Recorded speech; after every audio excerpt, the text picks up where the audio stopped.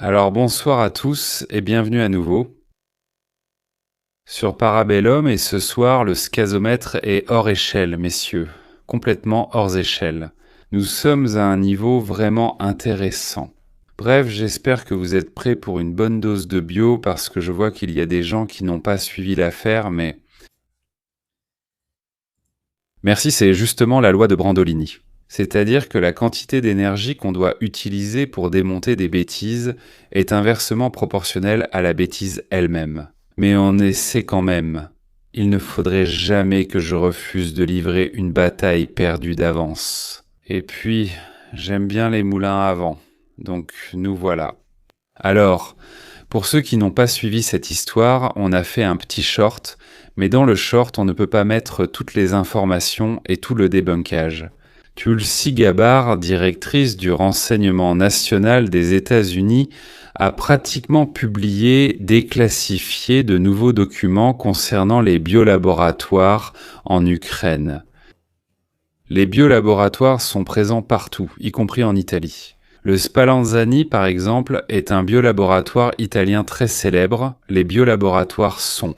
Ils sont divisés en 4 catégories, pratiquement du niveau 1 au niveau 4. 4, disons qu'au niveau 4 c'est le niveau maximum. Et où ils ont même l'Ebola, pour dire. Et donc c'est un niveau, disons, de sécurité et de gestion très élevé. Beaucoup des laboratoires qui étaient en Ukraine étaient de niveau 2, certains de niveau 3, aucun de niveau 4. Merci. Cherchons BSL Bravo. Les niveaux de biosécurité, c'est pratiquement le niveau de confinement que tu dois avoir pour gérer certaines choses. Le programme américain de financement des biolaboratoires comprenait 120, 140 laboratoires dans toute l'Europe, y compris une trentaine ou une quarantaine en Ukraine. C'est quelque chose de nouveau. Non, parce que cette chose est absolument étrange et ridicule pour un directeur du renseignement national des États-Unis. Je vais vous montrer les choses étape par étape. Il y en a beaucoup, alors suivez-moi. Préambule. La même directrice déclare que les documents ont été déclassifiés, mais que leur analyse est basée sur des sources ouvertes. Et déjà là, ça ne va pas. Si quelque chose est public, c'est public. Comment peux-tu la déclassifier ? Et il y a déjà un court-circuit dans la façon de faire, qu'une agence de renseignement ne ferait jamais, ni plus ni moins. Donc au final, si on regarde le rapport, c'est un rapport qu'on appelle blanchiment d'informations, c'est-à-dire nettoyage des informations. Dans quel sens ? C'est une opération où en pratique, on crée une information fausse ou trompeuse, mais à partir d'informations vraies qui sont remaniées, reproposées. Et cela se divise pratiquement en 3 phases. Le placement qui consiste à placer l'information, le layering, c'est-à-dire la stratification, et l'intégration. Et à la fin, tu introduis pratiquement ce contenu, et il semble qu'il a été trafiqué, et donc il est perçu comme légitime. En effet, nous verrons, et notez les mots qui sont utilisés, il a déclassifié de nouveaux documents de renseignement. On ne peut pas déclassifier des choses qui sont déjà en accès libre. Point. Il existe une classification des documents dans le monde du renseignement à différents niveaux. Donc déclassifier quelque chose qui est déjà en accès libre, ça n'a vraiment aucun sens. Parce que tu es en train de déclassifier quelque chose qui est déjà à un niveau inférieur. C'est ouvert, ni plus ni moins. Alors qu'est-ce que tu veux déclassifier ? Le problème n'est pas seulement sur cette chose qui, du point de vue même de la nomenclature du renseignement, ne tient pas debout. Le problème est ailleurs. Dans les 4 pauvres diapositives qui ont été déclassifiées, en réalité ce sont des copier-coller en double. L'essentiel provient d'un document russe présenté à l'ONU en 2022. Je vais vous montrer les PDF et vous aurez les liens de téléchargement, vous pourrez les consulter par vous-même. qui à son tour reprenait des diapositives d'une société privée américaine, la Black Witch. Eh bien, Hatch Witch.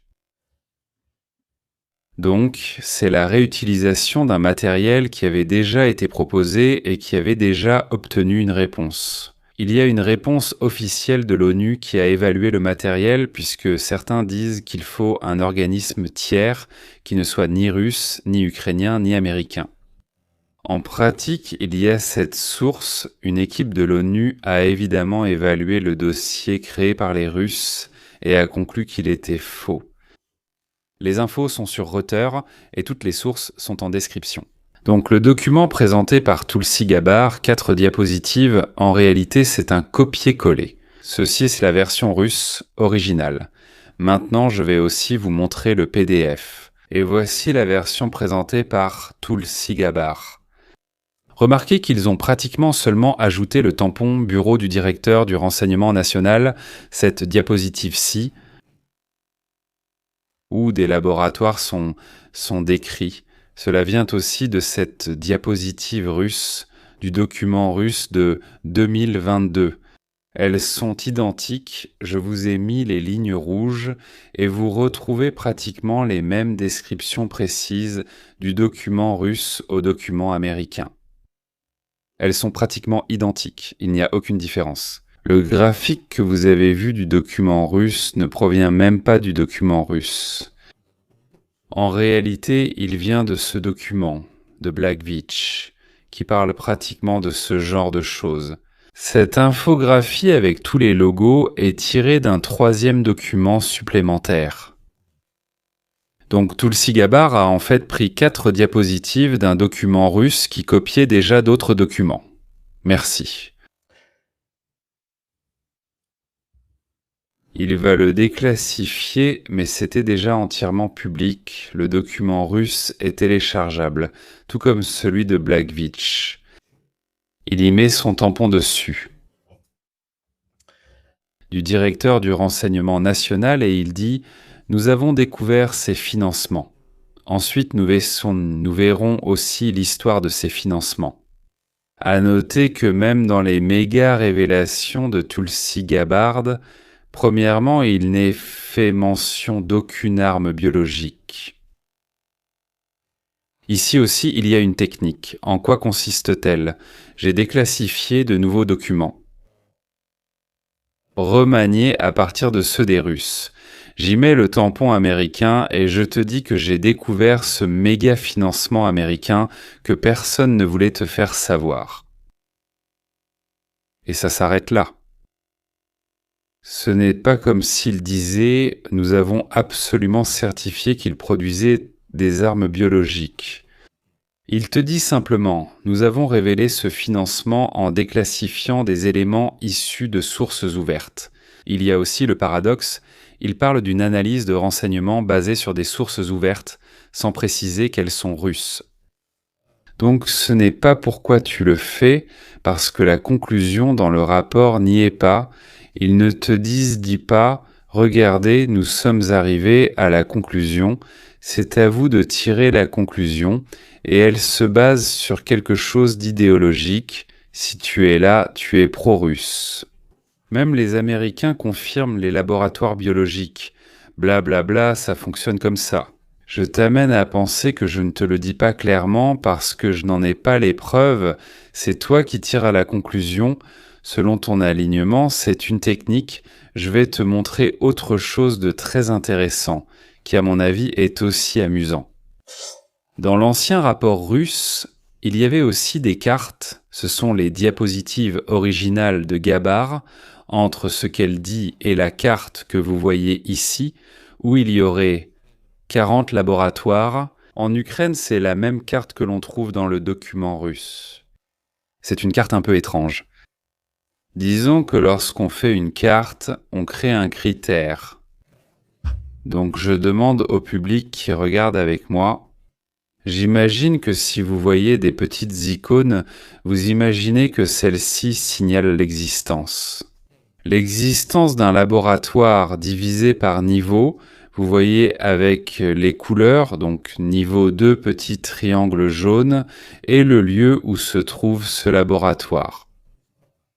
Maintenant, si nous lisons la carte, Kharkiv d'accord, un peu vague, Dnipropetrovsk d'accord, Louhansk, Donetsk d'accord. Parce que de toute façon, les oblasts portent aussi les noms des villes Kherson, d'accord. Même si le nom de l'oblast est Crimée, voilà, la Crimée c'est déjà un problème. La Crimée n'est pas une ville qui... Et ce n'est même pas un oblast qui porte ce nom. L'autre c'est Kiev. Kiev qui ne se trouve pas ici, il se trouve ici Tchernihiv, qui ne se trouve pas là, mais se trouve au nord-est de Kiev. Zakarpathia, qui n'est pas une ville, mais une région. Et vous comprenez qu'il y a un problème, c'est comme si je disais qu'il y a un biolaboratoire en Toscane. Ce n'est pas vraiment un critère ou un langage d'une analyse de renseignement ou d'un rapport de renseignement. De plus, notez que sur la même carte fournie par les Russes, selon moi générée par l'intelligence artificielle. Parce que qui? Pourquoi? Qui est Veli? Nous nous sommes posé la question, nous du monde. Nous, en tant qu'OSINT, avons trouvé Kiev là-bas. Pourquoi? Là, il y a un petit village de 10 maisons dont les analystes OSINT ont même trouvé l'image satellite. Et sur ces images des 10 maisons, il n'y a pas d'entrepôt. Ce ne sont que 10 petites maisons. Donc il n'y avait certainement pas de laboratoire. À noter que même sur la carte rouge, il n'y a pas un seul point rouge. J'utilise leur légende. Il y a le laboratoire de niveau 4 où là on manipule vraiment des choses compliquées, comme à Spallanzani, des agents pathogènes de très haut niveau. Tous les autres laboratoires de niveau 1, de niveau 2 et de niveau 3 sont des choses tout à fait courantes. Pour nous faire comprendre, les laboratoires de biosécurité de niveau 1, 2 et 3 sont des laboratoires de diagnostic de santé publique normaux, où l'on éteint les foyers de Covid. On s'occupe aussi de la grippe aviaire, de la peste porcine africaine et d'autres choses de ce genre. Cette grande révélation que Tulsi Gabbard a faite, elle a peut-être copié du document russe que je vous ai montré, mais vous pouvez le télécharger, c'est le document russe. Vous voyez qu'il y a exactement les mêmes choses que dans le document américain. Ni plus ni moins, en fait, c'est même le document américain. Il censure aussi certaines choses, mais vous pouvez le télécharger, vous y trouverez exactement les mêmes cartes, les mêmes choses. Le document a été examiné par l'ONU et a été complètement rejeté. Les biolaboratoires de niveau 1, 12 et 3 sont au nombre de 3. Sono laboratori Tout à fait normaux, en plus la carte ne donne pas une période précise, dans le sens où ce sont des laboratoires qui existaient en 2022. Ou qui existaient avant, et s'ils existaient avant, étant donné qu'ils ont pris Donetsk et Louhansk, ils devraient avoir mis la main sur des biolaboratoires. Biolaboratoires. Merci. Ils se seraient précipités immédiatement pour faire des reportages sur ces choses-là. Rien, zéro, rien du tout, même pas ça. En ce qui concerne la Crimée, à Donetsk et Louhansk, aucune preuve de quelque développement d'agents pathogènes que ce soit. Et puis, utilisons un peu de logique, faisons les complotistes. Je suis l'Amérique, je veux inciter les Russes à envahir l'Ukraine. Je vais créer des laboratoires qui fabriquent des armes de destruction massive biologique, des agents pathogènes dans des laboratoires de niveau 4 en Ukraine. Le pays le plus infiltrable pour les Russes, c'est lequel? esistere. Sous leurs yeux,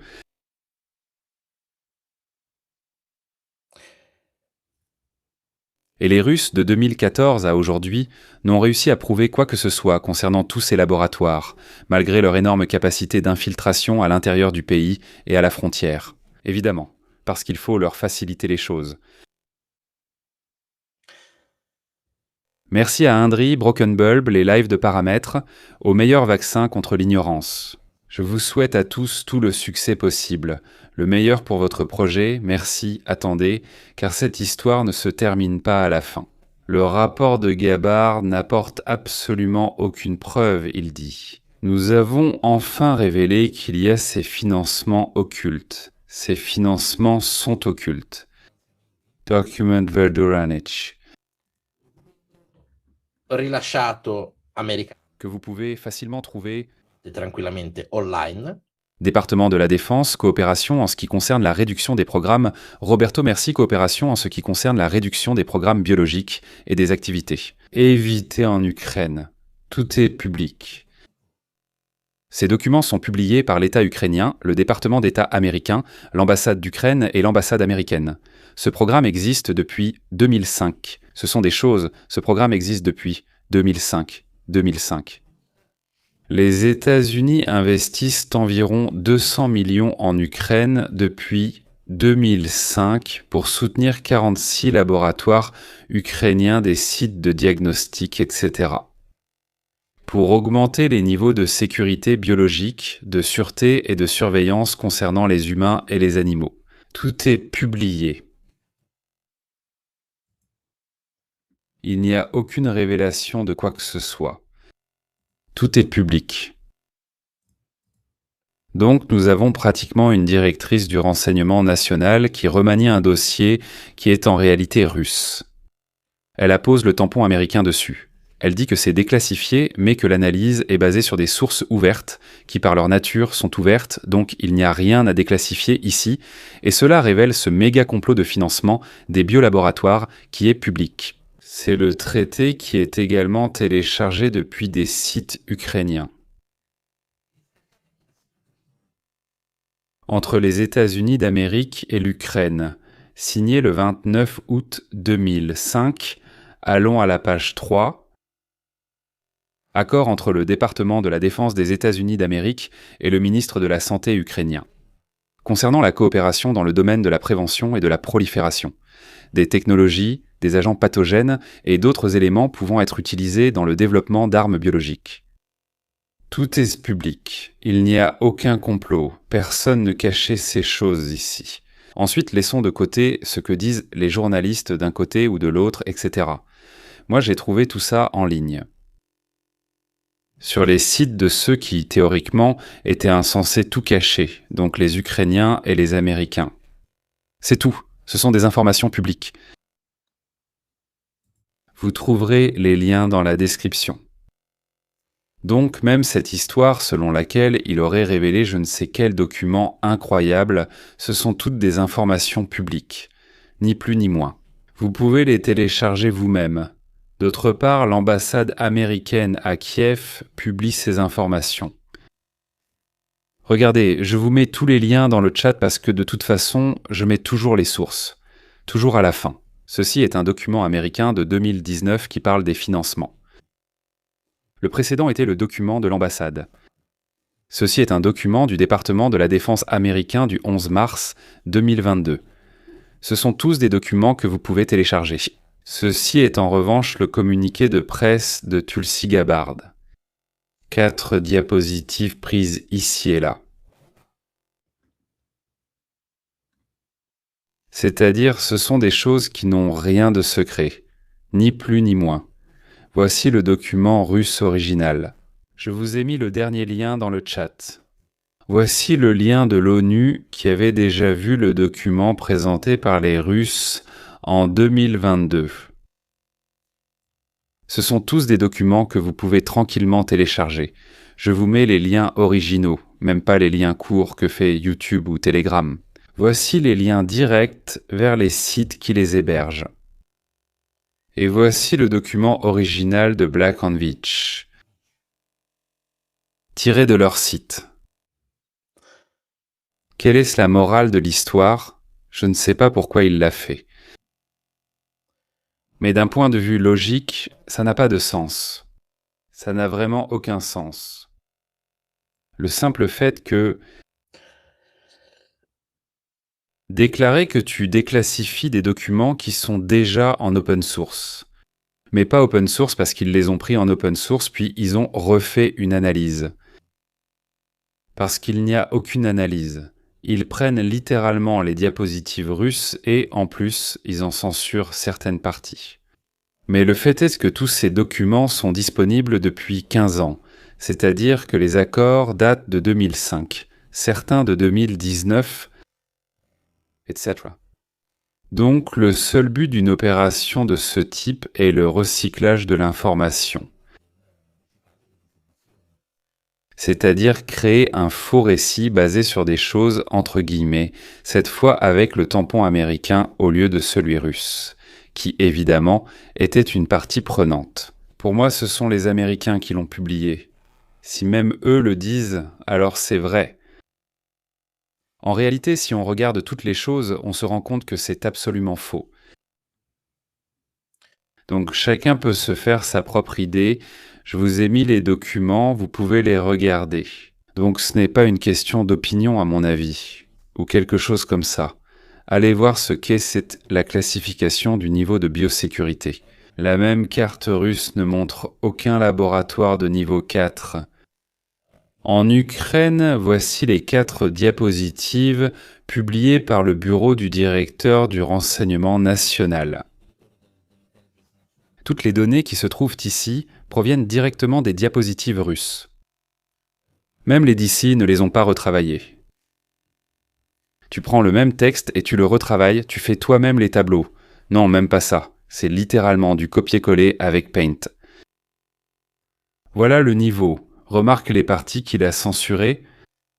Les parties où évidemment on comprenait que c'était un vieux document et qu'il provenait d'un document russe. Déclassifié par Gabar le 23 avril 2026. Dommage que ce truc soit en ligne depuis déjà 4 ans. Ni plus ni moins. Alors pourquoi parle-t-on autant de ces biolaboratoires ? Parce que si vous prenez 2 personnes qui discutent, et l'une est pro-russe et l'autre ne l'est pas, celle qui ne l'est pas niera leur existence. Il est difficile d'expliquer cela. Un pro-russe dira qu'ils existent car Tulsi Gabbard le confirme. Ce genre de choses n'est pas une question d'opinion. Si je prends un document russe et qu'il est identique à celui de Gabbard et que ce même document russe est vraiment très mal fait, il y a peu de choses à dire sur le document, l'intention frauduleuse de cette opération, d'ailleurs peu avant qu'elle ne quitte son poste parce qu'elle va bientôt partir. La question c'était une bonne question. Petite Kairan, bonne question. En 2005, fallait-il vraiment les faire en Ukraine ? Non, ils ne l'ont pas fait si ce n'était pas nécessaire là-bas. L'ont-ils fait ? Écoute, cette question est fantastique.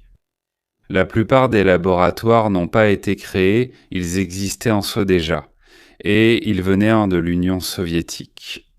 Lorsque tu as des agents pathogènes d'un certain niveau, il est difficile de s'en débarrasser. Donc, au moins la moitié de ces laboratoires étaient d'origine soviétique. Et les Ukrainiens les ont conservés, évidemment. Ils étaient dangereux car il manquait d'argent pour tous les entretenir. Donc les Américains, si tu regardes aussi ce qui est écrit dans l'accord de 2005, les ont aussi fait démanteler. C'était un peu en mode, voyons voir. L'argent pour en entretenir certains, d'autres doivent être démantelés, gérés, etc. avec le soutien de fonds étrangers. Parce que ça faisait partie, je ne peux pas vous lire, 100 millions c'était dans le document, mais ça faisait aussi partie de l'accord sur le démantèlement du nucléaire. Il y avait aussi la question du démantèlement nucléaire. À l'intérieur, toutes les armes, pas seulement celles bactériologiques, laboratoires, ce genre de choses, il y avait vraiment l'idée de donner un coup de main pour gérer un peu tout. Si vous allez lire le document de 2005 sur la prolifération des armes, on parle aussi beaucoup du nucléaire, pas seulement du biologique, et ça c'est intéressant, tu vois. Désirant mettre en œuvre l'accord entre les États-Unis d'Amérique et l'Ukraine concernant l'assistance à l'Ukraine pour l'élimination des armes nucléaires stratégiques et la prévention de la prolifération des armes de destruction massive. Donc cela concernait à la fois le nucléaire, qui avait déjà été traité et a évidemment été géré en priorité. Auparavant, ces laboratoires n'étaient mais pas inutiles, ils remplissaient également des fonctions sociales et continuent d'en remplir. Tout cela a évidemment été fait avec le Centre sanitaire d'épidémiologie de Kiev, d'autres instituts de recherche d'Odessa et d'autres endroits. Donc c'est un programme plus large. Ceci fait partie du programme car il y avait évidemment aussi des études sur les agents pathogènes et des choses de ce genre. Donc ce n'est pas qu'ils les ont créés à partir de rien, ils ont aussi aidé à maintenir les anciennes choses, héritées de l'époque soviétique. Donc c'est un sujet beaucoup plus vaste. Il faudrait lire tout le document pour comprendre combien d'autres choses cet accord devait gérer. Et ce financement ne concernait pas seulement le volet des laboratoires biologiques, etc. Il concernait aussi le gaz, les agents chimiques et beaucoup d'autres choses, en plus du nucléaire. Il ne s'agit pas seulement de vieux laboratoires, il y en aura aussi de récemment créés. Parce que peut-être que l'équipement était ancien et qu'il n'y en avait pas dans cette région, il n'y en avait pas un seul, mais beaucoup existaient depuis longtemps. Ce n'est pas un hasard si la carte russe reprend aussi des choses très très anciennes de l'époque soviétique. Les documents sont faits, et les documents russes sont faits n'importe comment. Le fait que tu indiques qu'il y a un laboratoire plus ou moins encrimé, ça ne veut te rien dire. Celui qui est venu au mauvais endroit, Tcherny, montre que les Russes ignorent la géographie de l'Ukraine. C'est peu crédible que tu fasses un rapport d'une centaine de pages sur l'emplacement des laboratoires que tu dénonces. Et tu n'es pas capable de placer sur la carte les localités de Tcherny qui sont complètement mal positionnées sur la carte. Certains laboratoires sont attribués à des villes, d'autres à des régions, plus ou moins. C'est-à-dire, tu comprends qu'une carte faite comme ça, c'est à cause de l'erreur de qui? Parce que quand tu demandes à l'intelligence artificielle de faire plus ou moins une carte, un truc comme ça peut se tromper. Par proximité, il a probablement confondu l'une avec l'autre. Ce sont deux localités qui portent le même nom, mais l'une est un village de 10 maisons et l'autre était une capitale. Il y a beaucoup d'erreurs, vraiment d'approximation, typiques d'une génération. À certaines intelligences artificielles, on n'a pas donné les bonnes instructions. Et il l'a fait plus ou moins. Parce que si quelqu'un veut me faire croire que les Russes ne connaissent pas la géographie de l'Ukraine, c'est n'importe quoi, comme dirait quelqu'un. Donc, comme vous le voyez, vous avez déjà tous les documents, vous les téléchargez, vous les regardez, vous les comparez, et vous pouvez voir tranquillement que ce sont des copier-coller. Ni plus, ni moins. Non, ce ne sont peut-être pas les noms que les Russes ont mis pour la niche de celui qui l'a fait. Le rapport a été rédigé en anglais par les Russes et remis à l'ONU. À l'ONU.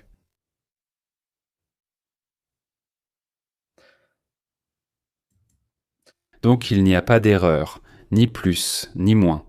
Et peut-être que ce ne sont même pas les seuls problèmes de ce rapport. Là, nous arrivons à une autre question, toujours à démystifier, parce qu'en ce moment, il se passe pas mal de choses compliquées. Il y a quelques jours, il y a eu un bombardement comme d'habitude, et un studio de cinéma historique à Kiev a été touché.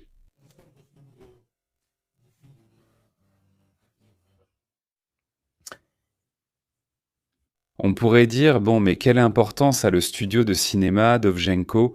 J'en ai parlé, il y avait aussi des pellicules historiques, des choses de ce genre.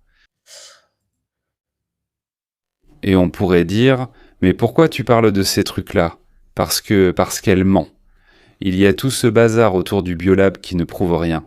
Car si on lit le rapport de Gabara, il mentionne seulement la découverte du financement, sans préciser qu'il développait quoi que ce soit ou autre. Il lance ça comme ça et laisse chacun se faire sa propre version. Le truc, c'est justement d'exploiter sa propre autorité pour construire un discours. Mais je ne te dis pas vraiment ce que j'ai trouvé, je te le présente de façon un peu générale pour que ce soit à toi de tirer ta propre conclusion tout seul. Eux, ils n'y mettront pas leur empreinte, on est en train de dire ça, tu vois.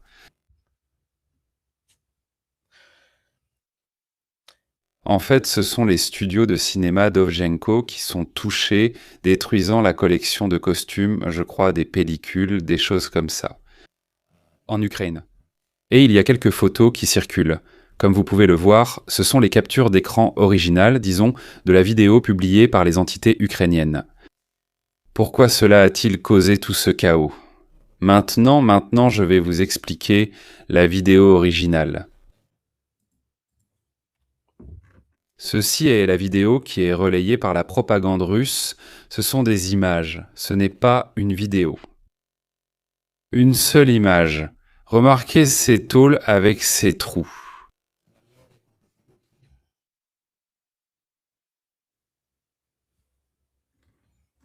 En fait, les Russes montrent qu'à l'intérieur du studio, les Ukrainiens étaient en train de fabriquer des drones, car ce sont les ailes des drones. Vous voyez que les trous correspondent. En réalité, la thèse des pro-russes est que dans ce studio historique, on fabriquait des drones. Il y a deux petits problèmes. Un,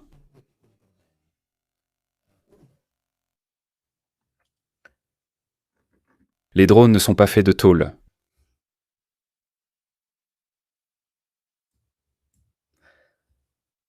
Les drones sont faits d'un matériau extrêmement léger. S'ils avaient ce poids-là dessus, ils seraient tous écrasés. Premièrement.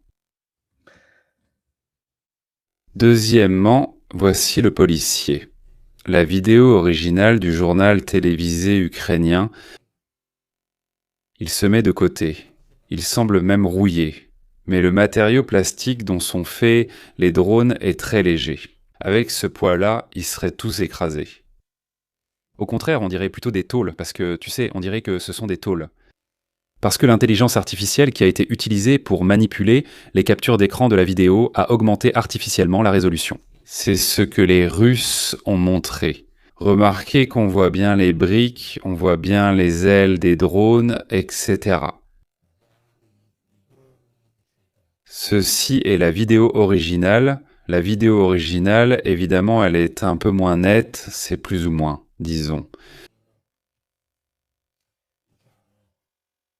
Il y a des amas de bric-à-brac de la destruction qu'on ne distingue pas bien. Ceci est l'image originale, et voici l'image modifiée par une augmentation de résolution effectuée par l'intelligence artificielle.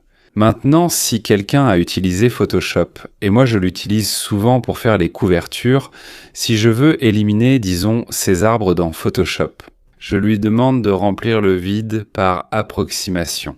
C'est-à-dire qu'il va prendre les éléments qui sont les plus proches et il va pratiquement remplir aussi cette partie-là, en utilisant le contexte. D'accord, le contexte. Quel est le problème quand tu fais de l'upscaling ? C'est ridicule que dans la version en basse résolution montrée dans la vidéo ukrainienne, on voit clairement les divisions de la tôle, alors que dans la version, disons, haute définition, publiée par les Russes, les divisions de la tôle disparaissent. Et des briques apparaissent aussi, comme on peut le voir. Ici, il n'y en a pas, ici, il y en a. C'est comme ça que fonctionne l'upscale, ou quand Photoshop essaye de remplir ce qu'il ne comprend pas avec quelque chose qu'il comprend. Donc ce tas de débris informe devient pratiquement un tas de briques.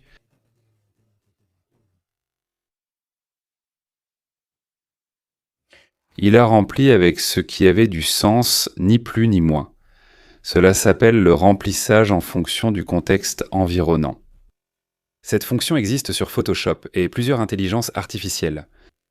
Morale, l'excuse était qu'ils n'ont pas frappé le studio en tant que studio, mais parce que des drones y étaient introduits. En réalité, comme on peut le voir sur l'image originale, il n'y a absolument aucune ressemblance, mais ça n'a vraiment aucun sens vu comment ils sont faits. Les matériaux des drones auraient été désintégrés sous le poids de ces briques. Là, voilà, ces petits jeux arrivent très souvent et les gens tombent dans le piège parce que, évidemment, selon l'idéologie, ce n'est pas une question de qui. Tu as envie d'aller voir exactement comment elles sont, comment sont les choses. Venons-en à l'histoire de ce personnage qui est assez particulier. Évidemment, évidemment. Ici aussi on parle de Siméon Chepesky, qui est un dissident russe, qui vivait en Pologne, près de la frontière biélorusse, et qui produisait beaucoup d'œuvres, disons, qui embêtaient évidemment Poutine. Mais je dois être honnête ici, tous les super pro-ukrainiens, atlantistes, etc. décrivent un peu ce personnage comme un pauvre type, anti-russe, artiste, etc. Donc merci. Oui, mais il y a aussi autre chose.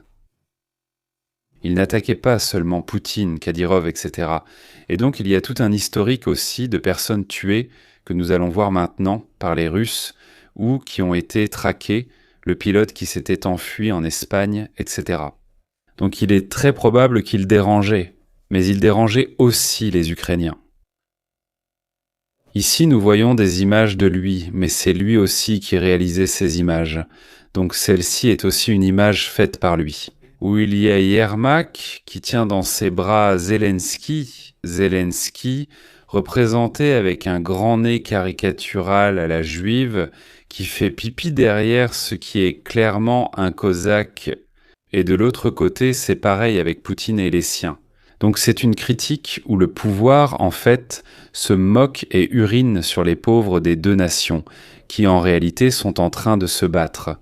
Comme on peut le voir, ils sont en train de se crever les yeux, l'un l'autre. Donc pour cette propagande critique, à vous de juger d'un côté comme de l'autre.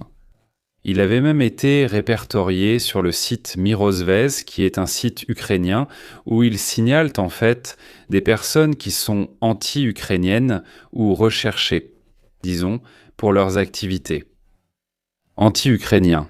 Donc, il n'était aimé ni par les Ukrainiens, ni par les Russes. Je vous dis ça par honnêteté, juste pour faire comprendre que c'était un personnage un peu hors norme. En toute honnêteté, cependant, ensuite, en Pologne, ils ont attrapé les deux Biélorusses qui tentaient d'entrer dans l'ambassade biélorusse, où c'était le consulat, en Pologne. Donc, on sait que ce sont deux Biélorusses, donc il est peu probable que les Ukrainiens auraient utilisé des Biélorusses. Et de toute façon, presque 90% de son art, de sa propagande, de ses critiques se concentraient sur Poutine, Kadyrov, Grassimov, Shoigu, etc., etc. Donc très probablement, étant donné aussi le long historique d'activité russe contre les dissidents, il est très probable que les commanditaires soient les Russes. Donc je vais aussi vous montrer l'arrestation. D'habitude, la technique consiste à recruter des gens, leur faire accomplir une mission, puis les payer en crypto avec des crypto-monnaies. Ceci est l'arrestation de l'un des deux qui tentait, au consulat ou à l'ambassade biélorusse en Pologne. Les forces de l'ordre l'ont arrêté juste à l'entrée. Peut-être qu'il s'attendait à ce qu'il fasse cela. Donc, au moins l'un des deux a été, je ne sais pas, je crois qu'ils ont aussi attrapé le deuxième. Le deuxième aussi il a été arrêté. Mais l'histoire me dit qu'avec une très grande probabilité, ce sont des Russes. Il y a un bon utilisateur de X, qui d'ailleurs me suit aussi et a fait une reconstitution de tous les cas. Pas seulement celui de Siméon Skrepecki, le caricaturiste, etc. Mais aussi tout ce qui s'était passé avant. Par exemple, en février 2024, Maxime Kouzminov, déserteur russe qui avait livré l'hélicoptère à l'Ukraine, est retrouvé tué à Alicante, en Espagne. En mars 2024, Leonid Volkov, collaborateur de Navalny, est agressé à coups de marteau devant son domicile à Vilnius. 2 Polonais sont ensuite arrêtés en Pologne. Le FSB publie également des enquêtes. Des enquêtes polonaises montrent que le nombre d'arrestations pour des affaires d'espionnage et de suspects a été multiplié par 10 par rapport à 2022. En mars 2024, un entrepôt à Londres contenant des générateurs et des dispositifs Starlink destinés à l'Ukraine est incendié. L'attaque a été organisée via le réseau Wagner. et de nombreux autres cas, comme on peut le voir, toujours liés à des actions menées, principalement en recrutant des personnes en ligne. Je te recrute, je te dis d'aller faire cette chose, si tu l'as fait, je t'envoie un paiement. Donc même si tu prends les cellules ou que tu démantèles la cellule, tu ne détruis pas le système. Parce que le système passe par différents niveaux d'intermédiation. Ensuite, dans l'autre cas, en juillet 2024, des dispositifs incendiaires déguisés en masseurs électriques prennent feu dans un hub de DHL, à Ipsia et à Birmingham. Selon les services de renseignement occidentaux, il s'agissait d'un test russe visant à vérifier la possibilité d'incendier des avions cargo à destination de l'Amérique ou de l'Ukraine. En juillet 2024, si vous vous souvenez, ils avaient déjoué le plan visant à assassiner Armin Paperger, le PDG de Rheinmetall. Mais 2025, une série d'incendies touche des propriétés liées au Premier ministre britannique Keir Starmer, une voiture et 2 habitations dans le nord. De Londres, le coordinateur, connu sur Telegram sous le nom d'Elmoni, lié à Nam 057, un groupe d'hackers affiliés, etc., toujours à la Fédération de Russie. Donc, comme nous le voyons, et cela continue. Comme nous le voyons, il y a une longue histoire d'activité dans ce sens. Donc, très probablement, c'est eux. Mais il n'était pas non plus très apprécié des Ukrainiens. Ce type aimait frapper à droite et à gauche. Il avait une vision du pouvoir non seulement anti-Poutine, mais aussi anti-establishment en général. Il a probablement fait des caricatures d'autres dirigeants aussi, des choses comme ça, même s'il se concentrait ensuite. Alors, beaucoup de gens m'ont demandé de parler d'Elvira Nabiullina, parce qu'il y a un communiqué de Peskov qui dit qu'elle est malade. Il dit « Ne donnons pas lieu à des théories étranges », parce qu'elle devait se présenter au Forum de Saint-Pétersbourg et à une autre réunion précédente, et elle ne s'est pas présentée. Et même Peskov a fait cette déclaration. En réalité, elle devrait se présenter à la conférence de presse du 19 juin, donc dans 2 jours. Donc dans 2 jours, nous saurons où est Nabiullina. Parce que si elle ne se présente même pas à la 3e, je n'aimerais pas que le rhume qu'elle a attrapé vienne d'une fenêtre ouverte. Et vous savez, quand je parle d'une fenêtre ouverte, vous savez quelle est la tradition, disons. C'est certainement intéressant de voir qu'au Forum de Saint-Pétersbourg et lors de l'autre réunion, c'était Poutine qui parlait des questions bancaires et non Nabiullina. Et cela faisait un certain temps qu'on parlait du fait que Nabiullina n'était pas favorable à la guerre et qu'elle voulait depuis longtemps freiner les dépenses parce que, en tout cas, il faut le dire, c'est une personne compétente. Ce n'est pas qu'elle soit incompétente. Des directeurs de banque centrale comme Nabiullina, vu la situation de la Russie, on en voudrait davantage. Mais disons qu'elle est un peu entrée en collision avec Poutine. Et il est étrange que lors des 2 dernières réunions, ce soit Poutine qui ait parlé des questions économiques, des taux de la banque centrale, de ces choses-là, et pas elle. D'ailleurs, son mandat, si je ne me trompe pas, expire en 2027 ou quelque chose comme ça. Nous verrons si elle réapparaît. Vous me l'avez demandé, mais à part ce qui est dit ou les fois où elle a été absente, on ne peut rien dire de plus. Dans 2 jours, nous saurons la vérité. S'ils inventent encore un nouveau mensonge dans 2 jours, comme une maladie ou un congé, il y a anguille sous roche. Peut-être qu'ils ne l'ont pas éliminée, mais ils l'ont sûrement raccompagnée à la porte, parce que, à mon avis, elle n'a pas consenti. Il a des mesures qu'il ne considère pas fiscalement valables par rapport à la situation de la Banque centrale russe. D'ailleurs, elle était l'une des conseillères les plus fiables, elle a toujours été aux côtés de Poutine. Imaginez qu'ils l'ont reprise, ça fait 10 ans qu'elle est ça en là, ce n'est pas rien. L'absence pour maladie a pris des connotations politiques, d'autant plus qu'elle avait déjà été critiquée par les entrepreneurs russes, pour la décision d'augmenter les taux à 21 en 2024. Une mesure qui visait à freiner l'inflation et qui, malheureusement, a eu pour conséquence le ralentissement de la croissance économique, passant de 4,9 en 2023 à 1 en 2025. Donc, nous verrons quelle est la vérité sur Nabiullina dans quelques jours, ni plus ni moins. Donc je n'irai pas inventer de théories étranges, puisque la preuve décisive arrive bientôt. Et nous le saurons, s'ils trouvent encore une autre excuse, moi aussi je commencerai à douter sérieusement. J'ai remarqué que dernièrement beaucoup de gens parlent d'éventuelles attaques russes venant de la Biélorussie. J'ai aussi vu sur de nombreux sites et même sur des chaînes YouTube d'analyse qui parlent de la possibilité pour les Russes d'utiliser la Biélorussie ou d'impliquer la Biélorussie dans la guerre. En réalité, les dernières déclarations faites par Loukachenko montrent qu'il n'a pas l'intention de se laisser entraîner. Dans quel sens? Il le dit lui-même directement. D'ailleurs, il fait référence à Zelensky. Loukachenko s'est excusé auprès de Zelensky pour ses déclarations dures. Il dit « Si Vladimir Alexandrovitch Zelensky a été offensé, je m'excuse auprès de lui pour ses paroles. Peut-être que je n'aurais pas dû les dire, étant donné qu'il est encore en guerre. » De plus, il comprend parfaitement que de la Biélorussie, et surtout de moi personnellement, il ne faut pas s'attendre à des actions militaires. Merci. C'est-à-dire, je comprends qu'ils sont très vulnérables militairement, et si l'Ukraine commence à attaquer la Biélorussie de la même manière qu'elle attaque la Russie, ils ne sont pas capables de se défendre.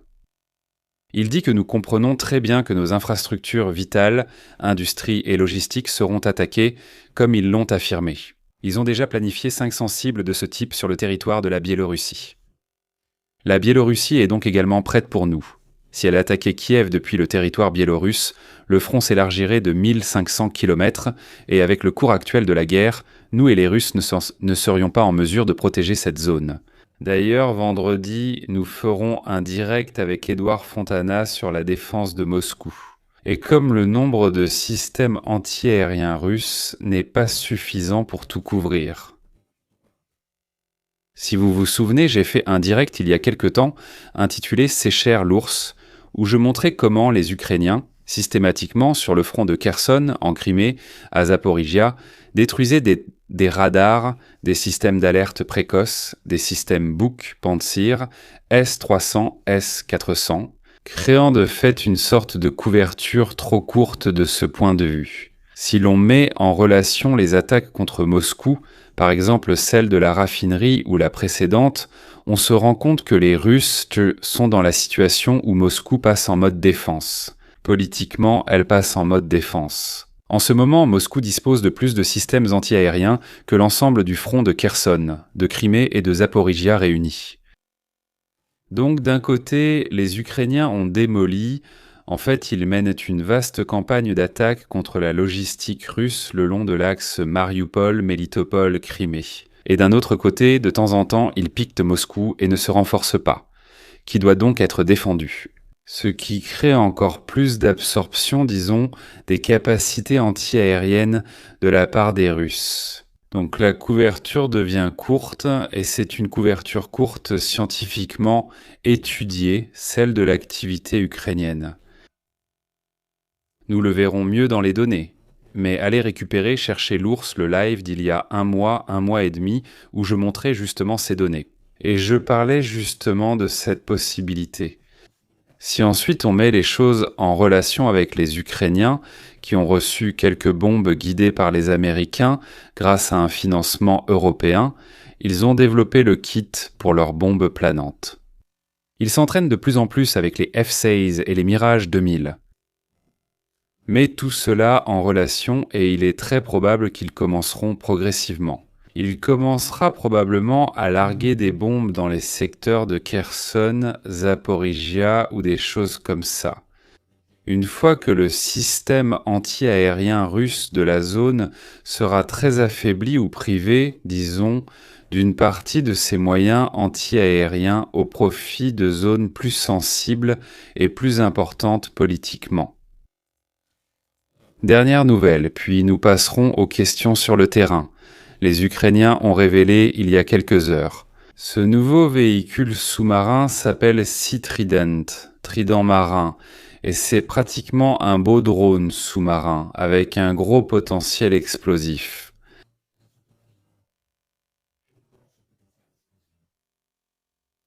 Si ce drone entre en contact avec un navire de la flotte fantôme ou avec une voiture, un bâtiment militaire explose. 1000 kilos d'explosifs. Même le pont de Kherson ne tiendrait pas le coup si 2 de ces engins fonçaient contre ces piliers. Et si je ne me trompe pas, on les verra à l'œuvre. D'ailleurs, quand on nous les montre, cela signifie qu'ils sont déjà opérationnels. Merci. Je peux intégrer les drones de surface avec ces drones sous-marins. C'est pratiquement un petit sous-marin. Ça ressemble un peu au concept de notre Mayal de la Seconde Guerre mondiale, mais de manière complètement autonome. Il peut descendre jusqu'à 60 mètres. Il n'est pas très rapide.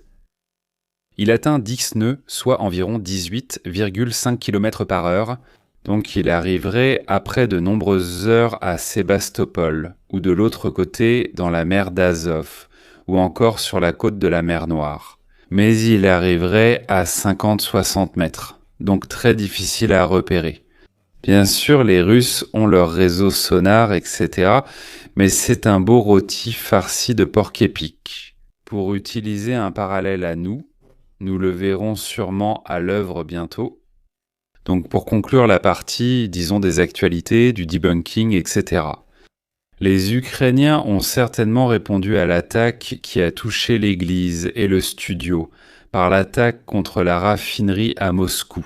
Fait de raffinerie très importante, car celle-ci produisait au moins 40% de toute l'essence utilisée à Moscou. Mais il continue, ce qui est intéressant, c'est qu'Isa ait réussi à la frapper. Malgré le renforcement du système défensif de Moscou, qui possède 3 anneaux concentriques de systèmes de défense installés même au-dessus des immeubles. Avec les grues. Mais cela crée un problème politique. Parce que, assurément, si Moscou est touché, ils devront renforcer encore davantage la protection. Et s'ils manquent vraiment de systèmes de défense, eh bien, inévitablement, et c'est une évolution de ce genre, quel problème politique de Moscou est attaqué? Lequel des deux défends-tu si tu n'en as pas assez? C'est une situation que les Ukrainiens créent et que les Russes devront absolument gérer. Nous l'avons déjà vu, ils l'ont fait aussi à Saint-Pétersbourg, juste au moment où se tenait le Forum international. Mais c'était à peu de distance, à 10 km du Forum économique international russe. À l'arrière, on voyait les fumées noires de l'attaque ukrainienne, donc un gros dommage d'image. Si on te demande le meilleur détergent et que tu cherches des détergents, alors moi qui cherche des maquettes, tu me montres les maquettes. Donc nous parlerons mieux de ces facteurs-là, en regroupant tout ce que j'ai dit lors des lives précédents avec les sources et les recherches de Fontana. Nous les mettrons toutes ensemble et nous aurons une vision encore plus large, plus grande et plus complète, disons, de la question. Il y a beaucoup d'attaques sur Sébastopol, la ville est bien défendue, relativement bien par rapport au reste de la Crimée, mais un peu moins depuis qu'ils ont déplacé la majeure partie de la flotte, loin de Sébastopol. Ils ont pu économiser, ils ont préféré déplacer des systèmes anti-aériens, etc. du côté de Rostov. Donc Sébastopol n'est plus autant utilisé par les Russes, justement parce qu'il était extrêmement vulnérable. Donc ce n'est plus aussi vital. Ils préfèrent mais se déplacer, faire un pas en arrière et défendre plus en profondeur, car de toute façon, les systèmes de drones ukrainiens ont des limites. De plus, plus la distance augmente, plus ta capacité à détecter l'attaque et à intervenir augmente. Par exemple, lorsque les Iraniens lançaient des drones sur Israël, il leur fallait 6 heures pour arriver. Donc il y avait pratiquement tout le temps nécessaire pour les intercepter, les réengager, etc. Donc plus les distances augmentent, plus cela devient difficile. Mais il faut dire que les Ukrainiens ont trouvé des moyens de plus en plus créatifs pour frapper la menace sous-marine. Il ne reste plus grand-chose de la flotte russe, ou en tout cas, la flotte russe ne contribue plus vraiment à ce qui se passe au maximum de temps en temps, Quelques navires secondaires participent en lançant quelques missiles calibre qui s'ajoutent à l'attaque générale contre les villes. Mais c'est vraiment une contribution minime. 4, 8, 12 missiles, ce n'est plus si important dans l'ensemble. Passons à la situation générale. Des fronts pour voir un peu la situation d'ensemble, en somme. Tout d'abord, je voudrais diviser la question entre 2024, 2025 et 2026. En 2024-2025, les Russes avaient l'initiative incontestable sur tous les fronts, ni plus ni moins. Ils parvenaient pratiquement à attaquer partout. Aujourd'hui, ce n'est plus le cas. Pour vous donner une idée, la raison pour laquelle nous en parlons, mais pas seulement nous, même les militaires et les blogs russes parlent du fait qu'une autre mobilisation est probablement nécessaire. Parce qu'en ce moment, comme nous le verrons, si auparavant tous les fronts étaient à l'avantage des Russes, maintenant nous allons vers un 50-50. Ce sont des fronts actifs et des fronts défensifs. Glizik me demande, à ton avis, après la fin de la guerre, les hommes russes voteraient-ils à nouveau pour Zelensky ? Absolument pas. Non, ils ne le feraient pas, s'ils devaient à revoter. Zalouini, Boudanov, etc. gagneraient largement. Mais il le sait très bien. Ensuite, ça dépasse tellement les bornes. À moins qu'il ne se passe quelque chose de spectaculaire, que l'armée russe s'effondre, qu'il reconquiert sur les frontières de 91, alors il serait porté en triomphe. Mais d'habitude, non. Les chefs de guerre n'ont pas un bel avenir après. Certains disent « Churchill en est la preuve, c'en est un exemple. » Churchill. Alors divisons-les en fronts. Sur le front de Kamianske, nous avons les Ukrainiens qui repoussent les Russes. Imaginez que les Russes étaient arrivés jusqu'à frôler cette zone. Donc sur ce front particulier, les Ukrainiens sont actifs. Ils contre-attaquent tandis que les Russes sont en défense passifs. Sur le front d'Orikhiv, plus ou moins, les deux camps restent immobiles. Il y a une timide action offensive de la part des Russes. Mais vraiment très timide. Sur le front de Velika Novosilka, en revanche, les Russes essaient depuis un certain temps de percer et de tenter de couper pratiquement le saillant qui s'est formé entre Velika Novosilka, Kamianske et Orikhiv. C'est certainement un front actif pour les Russes. Il y a un petit problème. Les Ukrainiens sont également actifs contre le front russe au nord de Velika Novosilka. En ce qui concerne le front de Pokrovsk, ils sont plus ou moins à l'arrêt. Les Russes ne font pas grand-chose sur ce front dans cette zone. Donc ils se regardent en chiens de faïence. De petites actions, mais rien de significatif. Sur le front de Kostiantynivka, clairement, les Russes sont à l'offensive. Je vous montrerai mieux avec les images tout à l'heure. Il en va de même pour le front de Chassiv-Yar, Siversk vers Kramatorsk et Sloviansk. Il en va de même pour le front de Liman, mais les Ukrainiens attaquent le front de Liman depuis le nord, du nord vers le sud. Sur Kupiansk, la situation est plus ou moins figée. Au nord, la situation est en plus ou moins figée, c'est-à-dire à Soumy, Kharkiv, etc. Donc oui, les Russes ont encore un léger avantage en termes de front actif. Mais comparé à 2024 à 2025, où il n'existait pas de front actif ukrainien à part Koursk, la situation a beaucoup changé. Et juste pour continuer à alimenter l'effort vers Kramatorsk et Sloviansk, ils poussent sur d'autres fronts. Les ressources tampons sont pratiquement envoyées pour alimenter ce front ici, et il suffit de regarder ce demi-croissant qui s'est formé de Liman, Siversk à Kostiantynivka. Il est clair que l'objectif est là. Et Sloviansk, ni plus ni moins. Donc la situation a nettement changé de ce point de vue. Pour ramener les Russes à un niveau d'activité tel qu'ils aient l'initiative sur tous les fronts, comme en 2024, 2025, je ne fais que répéter ce que j'ai montré lors du dernier live. Tous les militaires et blogs russes l'affirment. Ici, il faut une autre mobilisation. Il faut au moins 300 à 400 000 personnes de plus pour revenir à ce niveau-là. Ici, depuis l'entrée de Sainte-Race-Crue, les gens et les militaires sont fatigués. Ils aimeraient que tout se termine au plus vite. Même l'aéroport de Moscou est plein de réservistes qui vont et viennent. Honnêtement, il y a beaucoup de fatigue.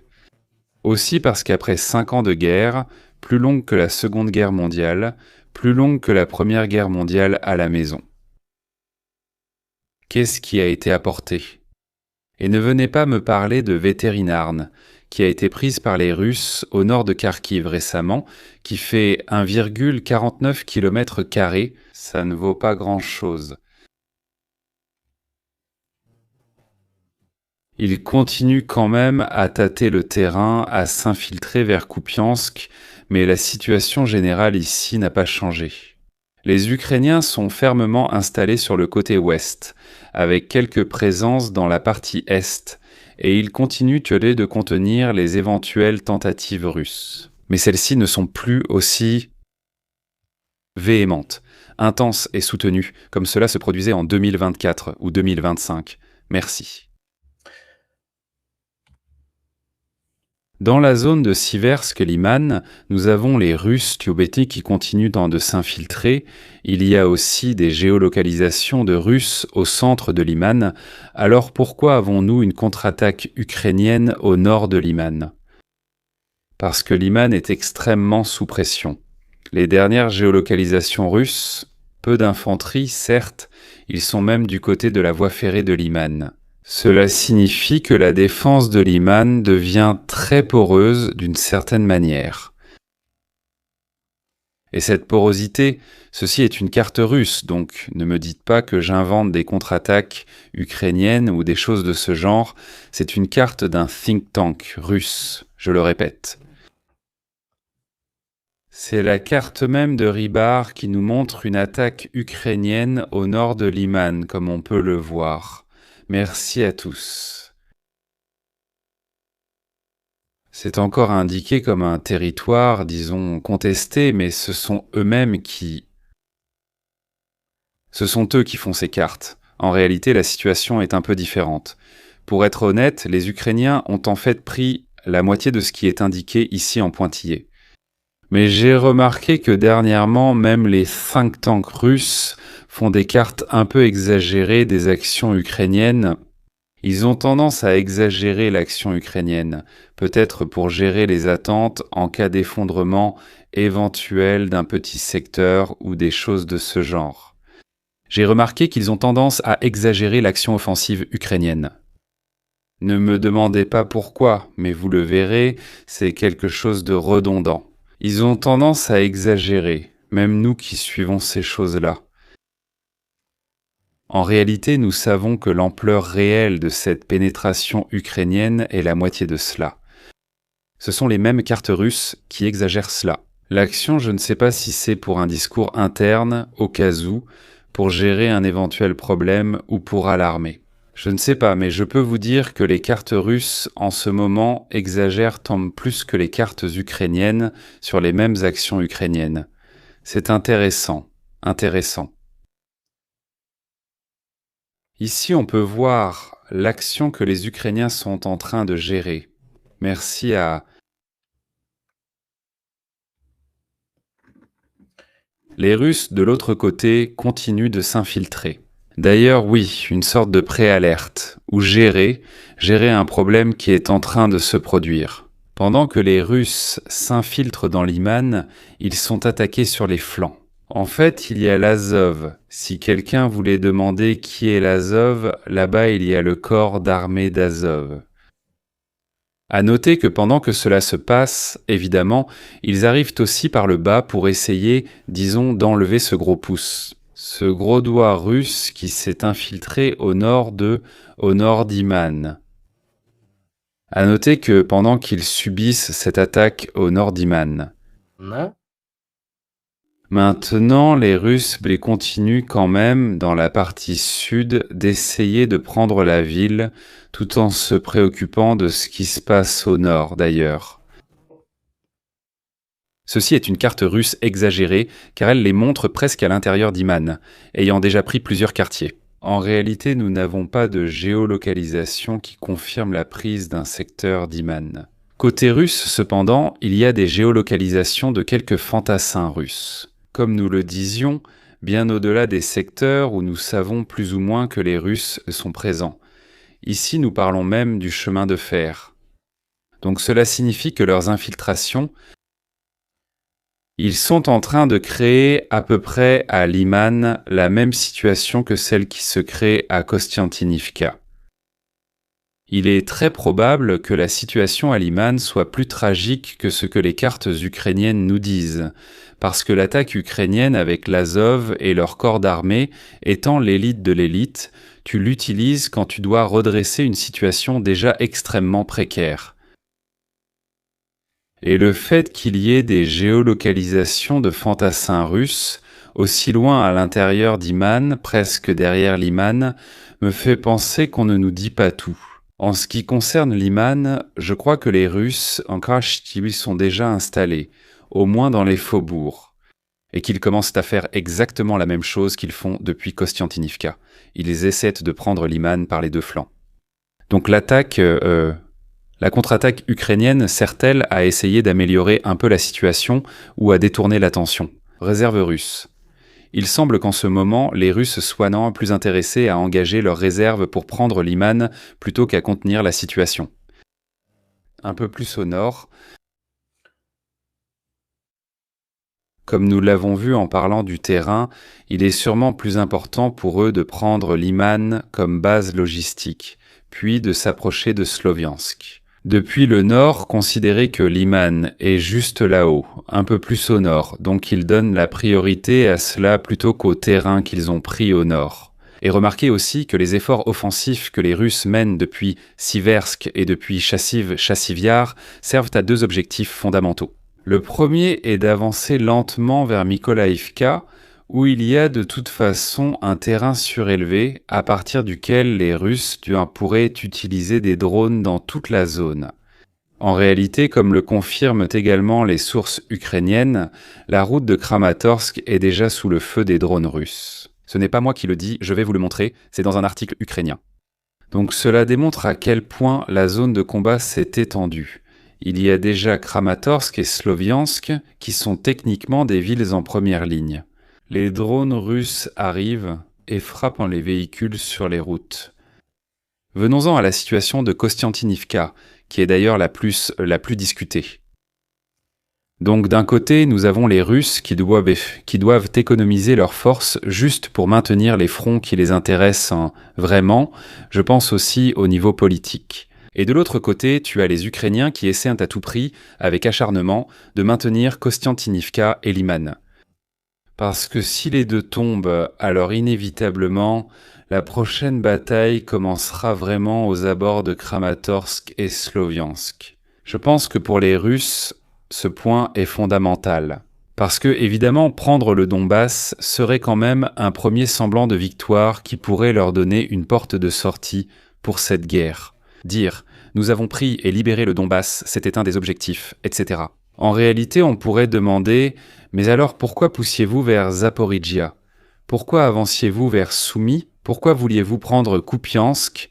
Etc. » Eh bien, il est clair qu'il s'agit d'une réduction des objectifs en fonction des ressources disponibles. Ils n'ont tout simplement pas les mêmes. Oui, ils sont en train de se réajuster, de s'adapter à un objectif minimal au lieu d'un objectif plus large. Si l'objectif en 2024-2025 était de faire s'effondrer les Ukrainiens en exerçant une pression sur tous les fronts, et ils s'en sont approchés, parce que, si vous vous souvenez, ils avaient de dépasser les dernières lignes défensives ukrainiennes, à tel point qu'ils sont arrivés à l'escalade, la Azov en action. Donc, est-ce un problème? Ce n'est pas un problème, pas un. Les meilleures unités? Pour conclure, parlons de l'été de l'année dernière. Maintenant, les Russes se sont rendus compte que ce rythme de pression et ce coût en 2024-2025 ne sont pas soutenables. Ils privilégient donc ces objectifs avec les ressources disponibles. Ici, l'autre question est de savoir ce que font les Ukrainiens. Les Ukrainiens essaient pensant de ralentir les Russes pour les empêcher de s'approcher du Donbass, donc de Kramatorsk et Sloviansk. Mais ils essaient en même temps de profiter du fait que les Russes retirent des ressources d'un côté pour en alimenter un autre, afin de lancer des attaques et peut-être même quelques offensives limitées, là où les Russes vont justement puiser leurs ressources. Inévitablement, ils vont frapper aux points les plus faibles. Cela fonctionne dans les deux sens. Je vais m'expliquer plus clairement. Si les Ukrainiens attaquent et affaiblissent les mêmes zones où les Russes puisent leurs ressources ou qu'ils n'approvisionnent pas, parce qu'ils doivent en approvisionner d'autres, cela crée soit la condition pour lancer une contre-attaque et reprendre du terrain, soit la condition dans laquelle les Russes doivent détourner des ressources des zones où ils attaquent pour colmater là où ils sont en défense. Si cela ne suffit pas, il faut utiliser les deux méthodes. Pour les Ukrainiens, cela fonctionne dans ce sens. Si les Russes affaiblissent par la zone, les Ukrainiens pourraient aussi en profiter en reprenant des positions. Sinon, si au contraire ils détournent des ressources de l'effort principal, c'est très bien aussi. Pareil. Pour les Ukrainiens, cela signifie qu'ils pourraient mieux défendre Kostiantynivka, Liman, Siver, Tramatov, Sloviansk, Druzivka et tous les autres endroits. Alors comment voyez-vous ce genre de stratégie, passive, active, qui s'adapte selon la situation? À mon avis, c'est approprié. Pour les Ukrainiens, ils les fixent sur le terrain et en profitent en évaluant s'il y a une opportunité ou non. Cela dit, au rythme actuel des percées russes dans la région de Kostiantynivka, il est très probable que Kostiantynivka tombera ou sera presque entièrement aux mains des Russes pendant cet été.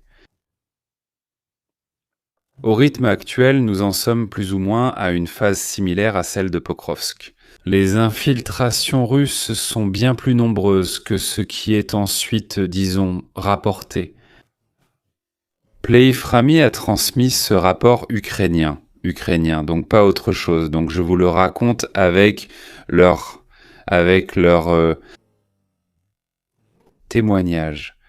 Selon certains, ces jours-ci, à Kostiantynivka, se déroule la principale bataille de la campagne d'été de 2026. Les prochaines semaines pourraient être décisives pour la ville clé de la région de Donetsk. Les Russes se sont tellement répandus dans la ville qu'il peut être très difficile de les en déloger. Les forces armées ukrainiennes risquent de perdre Kostiantynivka. Je le répète, ce sont des interviews de commandants qui défendent ce secteur. La plupart d'entre eux ont accepté de parler de la situation de la ville à condition de rester anonymes, donc ils disent dans des choses assez honnêtes. Ils disent que l'ennemi, sous la couverture de, disons, des lignes vertes d'arbres, parce que les champs sont toujours divisés par ces lignes où tu peux profiter de la division du champ. Ils sont entrés avec l'infanterie. L'ennemi a été signalé pour la première fois en ville en octobre 2025. Et c'est déjà une énorme infiltration, déjà arrivée au printemps 2026. L'ennemi, à couvert par la végétation, commence à s'infiltrer directement en ville. Leurs groupes infiltrés en ville sont déjà nombreux, et notre infanterie combat déjà des batailles urbaines sur les flancs de Kostiantynivka elle-même, dit le commandant des bataillons de drones de la 28e brigade mécanisée. Si vous lisez cet article qui est très intéressant, je vais à peu près vous expliquer. Le résumé, cependant, sert à vous montrer d'où vient la source. Ce sont tous les commandants ukrainiens, plus ou moins, ils sont tous pessimistes. Ils disent clairement que s'il y a déjà 250 à 300 fantassins russes à l'intérieur, leurs chances de les repousser sont très faibles. Ils sont surpassés en nombre. De plus, Clement Molin, mais aussi de nombreux autres analystes, ont montré qu'il existe de très nombreuses géolocalisations de ces deux routes. Derrière Kostiantynivka, c'est pratiquement un cimetière de véhicules. La même chose nous est confirmée par cette interview croisée de commandants ukrainiens dans le secteur de Kostiantynivka, où ils disent « Oui, nous arrivons encore à acheminer quelque chose, à pied ou avec des drones, mais y aller avec un véhicule est impensable. » La route est pratiquement sous le feu des drones russes. En effet, il y a en permanence un cimetière de véhicules. Je vous ai montré lors des précédents directs quelques images satellites Ces routes sont toutes parsemées de véhicules détruits. Donc ils disent qu'ils arrivent encore à ravitailler leurs troupes à l'intérieur de Kostiantynivka, mais de façon de plus en plus limitée. Donc si le nombre de fantassins russes augmente et se stabilise à l'intérieur de la ville, nos chances de les repousser sont extrêmement faibles. Nous essaierons simplement de les contenir et de gagner du temps. Gagner du temps pourquoi ? Pour continuer à fortifier les zones à l'arrière, toutes ces lignes qu'ils sont en train de créer, et ici nous pouvons voir quelle sera la progression russe. La prise de Kostiantynivka n'est pas un tremplin pour lancer une offensive. C'est quelque chose d'inhabituel. Oui, il y a aussi des vidéos documentées par Kiwi Independent, etc. En ce qui concerne la route qui arrive, c'est un tremplin. Kostiantynivka est pratiquement divisé en deux par la rivière, donc là-bas c'est plus facile pour les Ukrainiens. Le tremplin, c'est un peu... Les tremplins d'infiltration s'arrêtent justement là où il y a ces rives, les rives du fleuve. Donc en réalité, la zone que les Ukrainiens parviennent à mieux défendre, c'est ce secteur de confinement, ici, cette zone.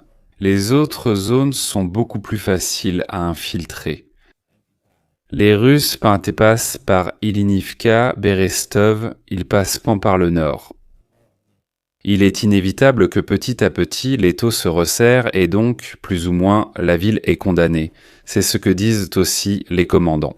C'est une question de comment et de quand. Et ce comment et quand fait la différence pour les Ukrainiens, parce que ce comment et quand. Si elle tombe à la fin de l'été, les Russes se retrouvent donc dans la saison des pluies, puis l'hiver. Cela leur donnerait beaucoup de temps pour fortifier la situation à l'arrière. D'autre part, la situation à l'arrière est intéressante parce que si l'on regarde sur la carte, la situation de Kostiantynivka est en réalité dans une vallée. Toute cette zone ici est basse. Donc les Russes qui prennent constamment Kostiantynivka ne remonteront pas le long de la route. Très probablement, ils essaieront de profiter du front au nord de Chassivyar, d'unifier ces deux fronts, c'est-à-dire celui qui était au sud de Siversko devant Bakhmout. Imaginez que Bakhmout est ici. Et essayez de prendre le contrôle de cette zone ici.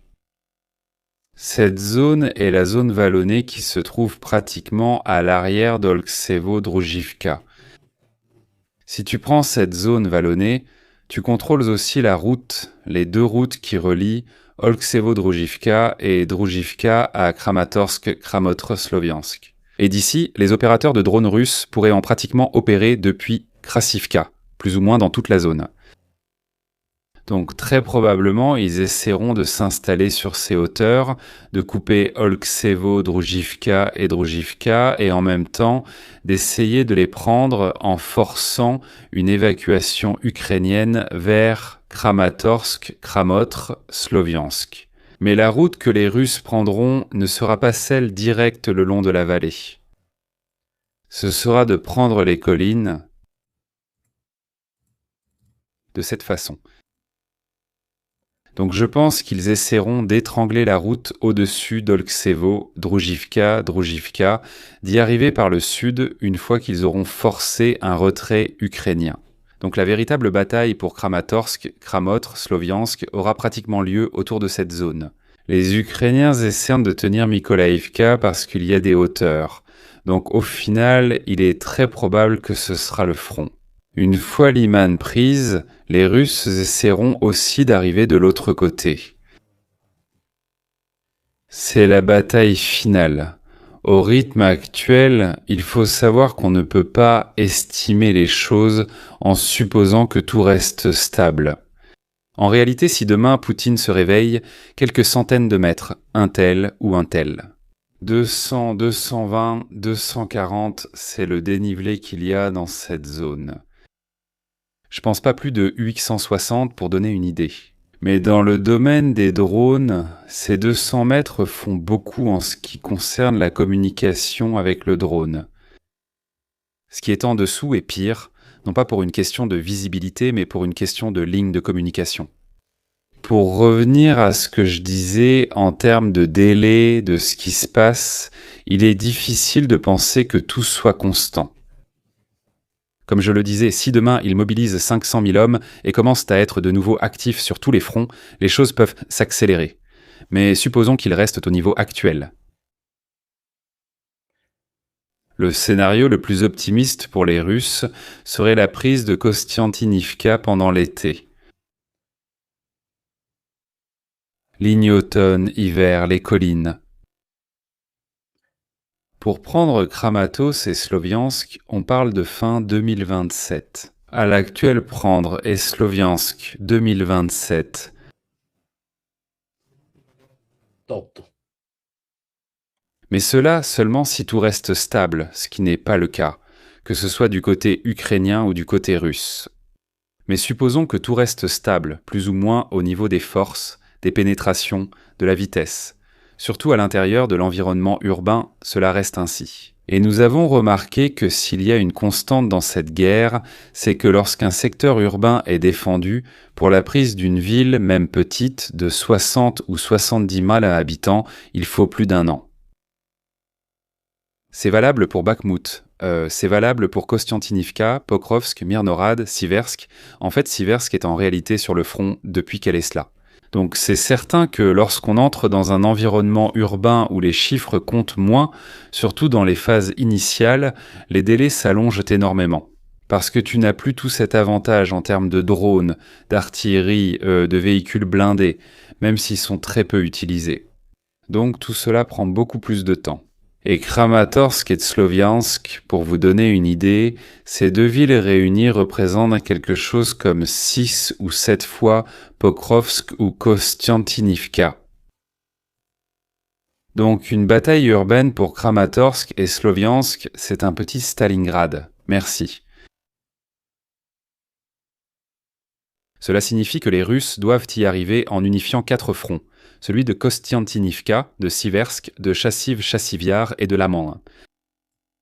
De plus, le front se contracterait, il deviendrait plus petit. Quand le front est irrégulier, le nombre d'unités nécessaires pour le couvrir, c'est un peu comme si tu prenais une corde, non ? Si tu prends une corde de 10 cm et que je la tiens droite, c'est une chose, mais si je dois commencer à la plier, il t'en faut beaucoup plus. Donc même le nombre d'unités ukrainiennes qu'on voit maintenant dispersées tout le long de cette zone serait concentré ici. Cela signifie une bataille urbaine extrêmement sanglante pour les deux camps.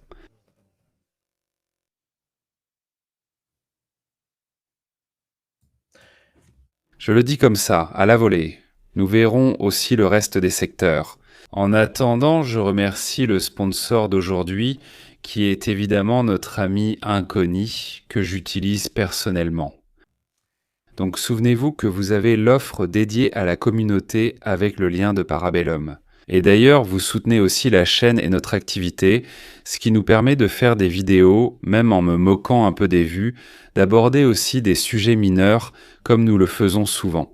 Donc j'imagine que vous, comme moi, recevez chaque jour des mails de spam, de services dont vous ne vous souvenez même pas, ou des appels automatisés très ennuyeux qui vous proposent des tarifs, des offres, des choses de ce genre. Si vous vous demandez comment vous vous êtes retrouvé sur leur liste, eh bien sachez que si un jour vous vous êtes inscrit sur un site ou un service, soi-disant gratuit, eh bien si quelque chose était gratuit, cela signifie que le service, c'était vous. C'était vous qu'il voulait, vos données et vos informations. Alors, que fait Inconi ? Inconi, en gros, se charge de faire l'intermédiaire et va voir tous les courtiers en données, leur demande de supprimer vos données, ce qui est fondamental, il négocie pour vous, et en gros, il vous fait retirer de leur liste. Cela aide non seulement à éviter que les données soient revendues à des fins de marketing, mais aussi à réduire les spams et les appels indésirables. Vous réduisez aussi le risque d'utilisation malveillante de ces informations, telles que des arnaques ou attaques ciblées. Donc moins de données en ligne signifie moins de visibilité. D'accord ? Aussi, rappelez-vous, Inconi, lui, ne vend pas vos données. Bien sûr, ça coûte un peu, en fait très peu. Si vous utilisez mon code promo, vous avez 60% de réduction, vous trouverez le lien dans la description, sur la chaîne, dans le chat, dans le commentaire épinglé. Rappelez-vous, s'ils ne vous trouvent pas, ils ne peuvent pas vous déranger. Donc messieurs, ceux qui le font soutiennent la chaîne. Et quelle valeur donnez-vous à votre temps? C'est toujours ma question. 10 appels de casse-pied en moins par mois, c'est autant de temps gagné, je ne sais pas pour vous, mais moi, ça me dérange beaucoup. Donc, passons au reste des situations.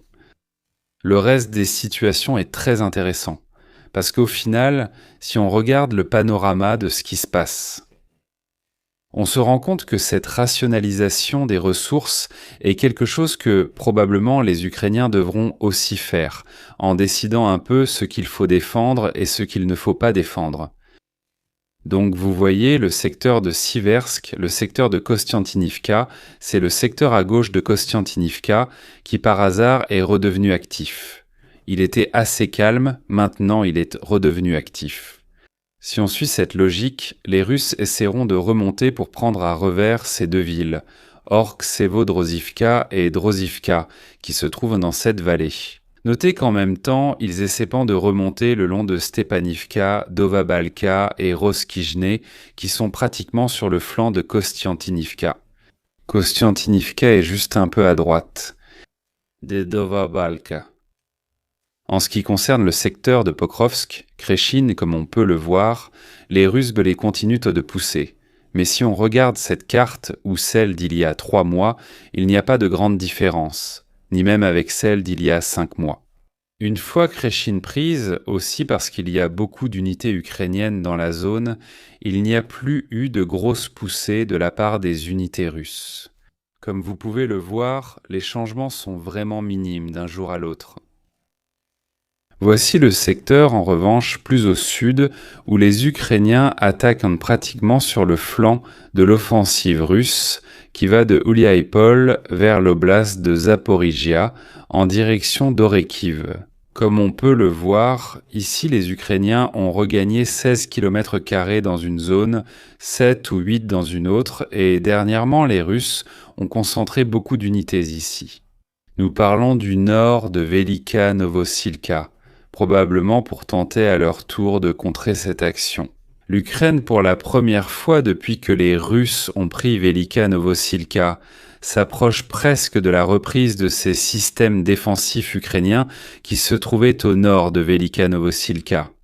C'est une pénétration, un acte de contre-attaque assez limité, pas particulièrement puissante, mais elles sont en augmentation. Surtout parce que dans ce secteur, les Russes ont décidé d'accumuler des forces au nord de Velika Novosilka et ont décidé de déplacer les autres forces autour d'Ouspenivka. Pourquoi? Ils essaieront probablement de lancer une contre-attaque des deux côtés, avec les forces qui sont plus au nord et avec celles qui sont à Ouspenivka. Parce que si les Ukrainiens s'approchent par l'arrière d'Ouspenivka, ils coupent pratiquement la logistique russe qui essayait de pousser de Kouliaïpol vers Ternouvat, et tout le reste. Donc comme vous le voyez, il y a des actions et des contre-actions, c'est très différent de 2024. 2025 où les Ukrainiens étaient absolument sur la défensive partout. On peut dire qu'il y a plus un effet de balancier. À noter que même les cartes russes, cette carte Ribar montre les Ukrainiens assez en profondeur du côté de Novomikhaïlivka pour donner une idée. Donc eux aussi confirment de l'autre côté que ces actions offensives ukrainiennes progressent fortement. D'autre part, les Russes, depuis le secteur de Kouliaïpol, continuent d'essayer de traverser la rivière et d'établir une base pour ensuite tenter de contourner Orekiv, tout le secteur de Zaporizhia. Donc si on regarde les pertes et les gains en termes de kilomètres carrés, on se rend compte que les Russes ont perdu 11 km² au nord de Liman, 11 au nord de Velika Novosilka. Les Russes ont gagné 14, 21, 22. Donc au final, c'est presque une égalité. Je le dis toujours, cependant, les kilomètres carrés ne sont plus un critère que nous utilisons. Maintenant, nous utilisons le critère de la valeur stratégique du terrain conquis, ce qui inclut l'altitude, la présence de systèmes défensifs, les zones urbaines, les routes, la valeur logistique, etc. Donc si les Ukrainiens prennent 100 km² de terrain, mais perdent Liman et Kostiantynivka. Du point de vue du score, c'est-à-dire de la valeur du terrain perdu ou conquis, les deux centres logistiques, urbains, etc. valent plus. Cela ne veut pas dire cependant que la valeur du terrain que les Ukrainiens prennent ou prendront ne puisse pas causer d'autres problèmes aux Russes, avec peut-être l'arrivée à Koulaïpol ou des choses de ce genre. Mais en général, par rapport à ce qu'on voyait en 2014-2015, ici, on observe un effet en dents de scie. Tu gagnes d'un côté, tu perds de l'autre. Évidemment, il faut prendre en compte que les Russes sont concentrés sur la prise de Kostiantynivka pour atteindre Kramatorsk et Sloviansk. Donc c'est là qu'ils font des gains au détriment d'autres territoires. À mon avis, ce genre de situation est avantageuse pour les Ukrainiens, car cela ralentit tout et ils continuent à développer, comme nous l'avons vu, des drones sous-marins. Leur capacité stratégique à frapper la Russie augmente, et donc leur capacité à causer aussi des problèmes politiques, ou disons d'image à la Russie. Elles augmentent chaque jour qui passe. Et donc, entre guillemets, leur influence sur cette guerre augmente beaucoup. Inévitablement, je reste d'avis que la Russie devra choisir. Ils devront soit mobiliser de nouvelles forces, soit se contenter du Donbass, s'ils en sont capables. Pour l'instant, ils ne sont pas en mesure de mettre fin à cette guerre parce qu'ils n'auraient absolument rien à ramener chez eux, et donc ils sont dans cette impasse. Je crois que la classe politique russe se demande en ce moment, 1. Comment en sortir et 2.